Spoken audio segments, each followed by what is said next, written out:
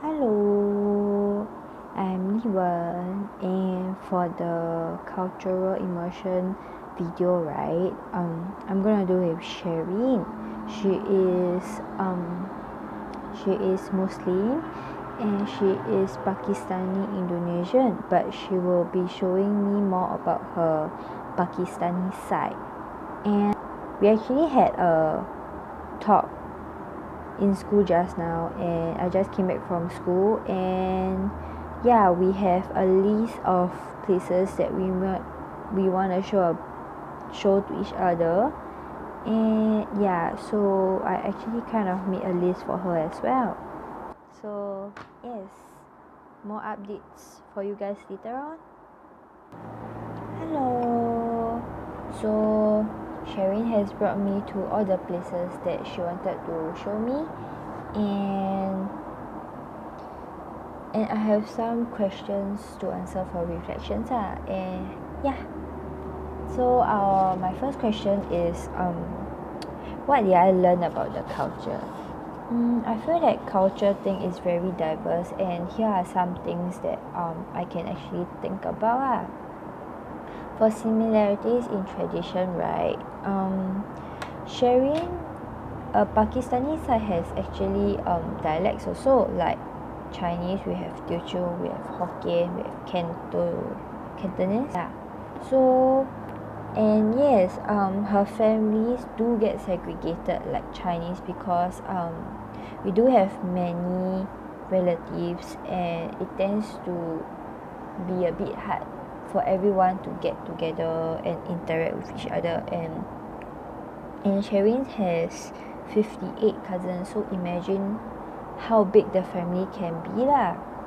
And her family is also very conservative, traditional, and emphasizes a lot on respect to elders. Same as Chinese also. While special occasions, right? For Chinese we have Lo Hei. For Pakistani side, for Muslim side, they have biryani. And okay, some differences in traditions would be like her side, her family will always think of events for family bonding, and they also emphasize a lot on family bonding, but Chinese don't.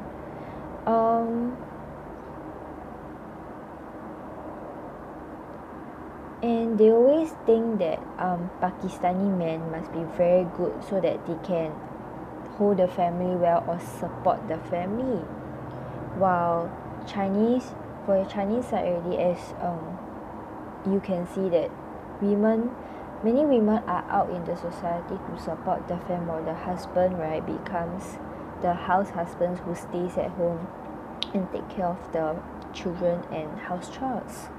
And Pakistani people always think that they must get many babies so that they'll get more luck. And for her Indonesian side, right, Indonesian women are actually more superior and they hold more power in the family. And for marriage, in terms of marriage, Chinese marriages, if you realize that we always have banquets only, while Pakistani side they have dances and music. And similarities in religion wise, right, we believe in hell, and they always we have recitations for the deceased, so that maybe we always think that God will bring the deceased up back to heaven. And differences in religion is why Buddhism cannot eat beef, and Buddhists cannot eat beef, and Muslim cannot eat pork because it's deemed as being dirty. So it's a sin where Muslim don't place women as number one priority, such as like no respect or like breaking their mother's heart, which is stating that it's worse than murder. And Muslims, when Muslim passed on, they do burial ceremony, while Chinese we have cremation. And another difference would be they have Ramadan, So they fast for a month, while Buddhism, we have certain vegetarian days on the lunar calendar lah. Okay, so the second question.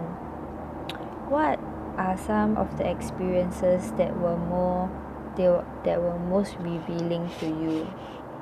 Oh, okay. The most revealing. I have two experiences. So the first one would be the day that I fasted, which is also on the same day that I visited the mosque. So why is it so revealing?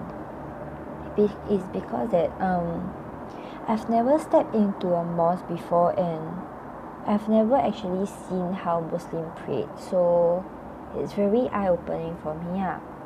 And actually I really like the mosque because the moment that I step inside, it's very quiet and very peaceful, and unexpectedly, right, it feels very cooling.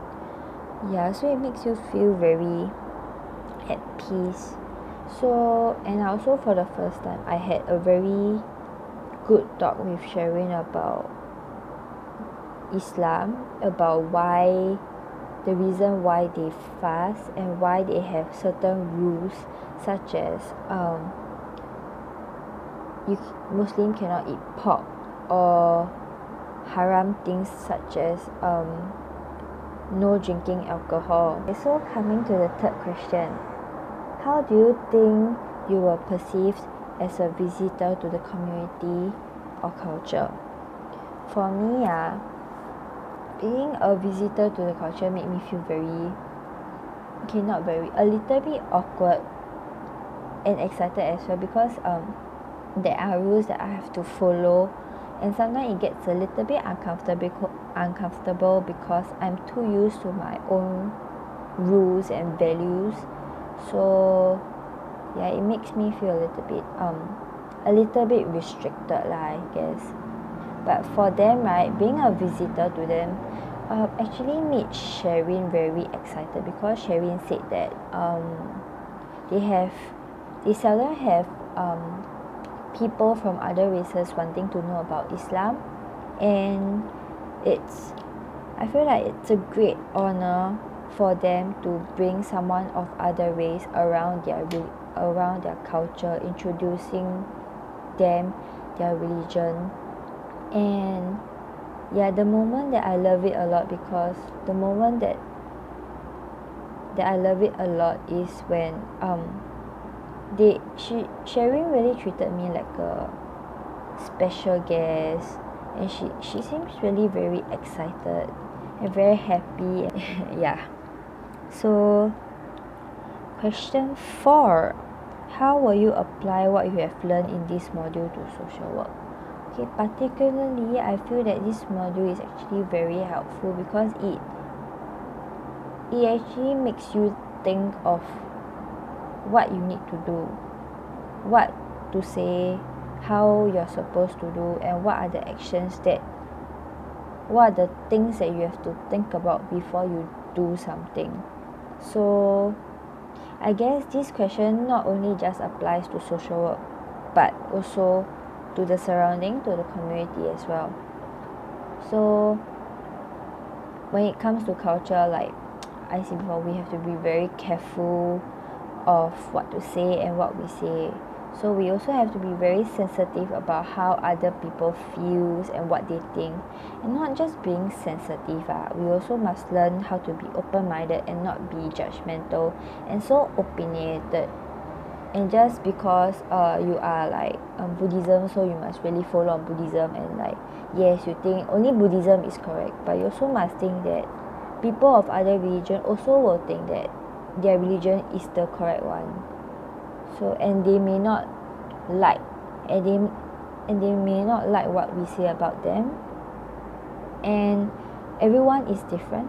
So yes, every culture, every background, every person has their own rules and traditions and values, so we have to be very understanding in every aspects and actions that they do, because they might have a reason for doing certain things that are different from what we do.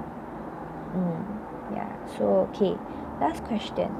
Critically reflect on your experiences and growth in cultural competence or cultural humility through this immersion.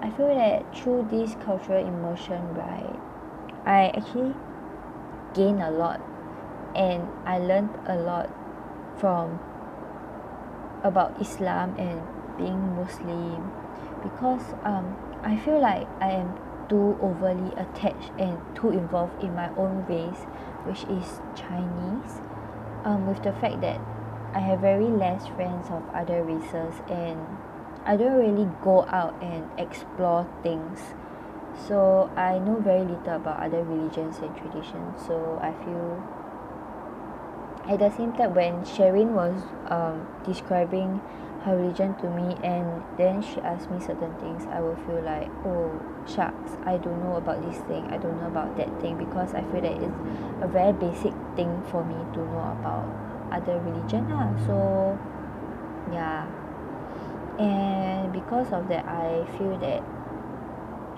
it's very important for me to know about other stuff and like have a basic foundation of other races and other religions. So what I think I should do is that I should reach out to friends of other races and try to like get involved in various religions and traditions to get like a deeper understanding. But maybe that will be too, I feel like maybe that one may be too far-fetched. So for now maybe I will try to read up on different religions, and like such as like trying their food, or maybe like